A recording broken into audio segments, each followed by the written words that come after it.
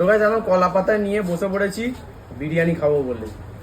এই যে চলে এসেছে মাত্র 70 টাকা। এতে দিলাম একদম কলা পাতায়। পুরো দিদিকে বললাম বাড়ি থেকে কলা পাতা নিয়ে আসো, আজকে কলা পাতায় খাবো। এটা কিন্তু তোমরা পাবে না, এটা ভুলেও ভেবো না তোমরা পাবে।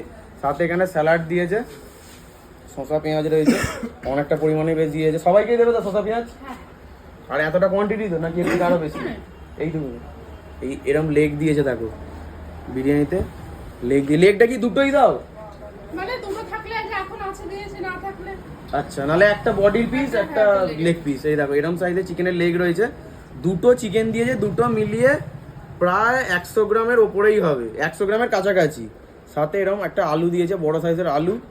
আর এই রয়েছে রাইস, ও পুরো ঝরঝরিয়া। আর ওপরে পেঁয়াজ বেরেস্তা, গোটা গরম মশলা সব কিছু রয়েছে।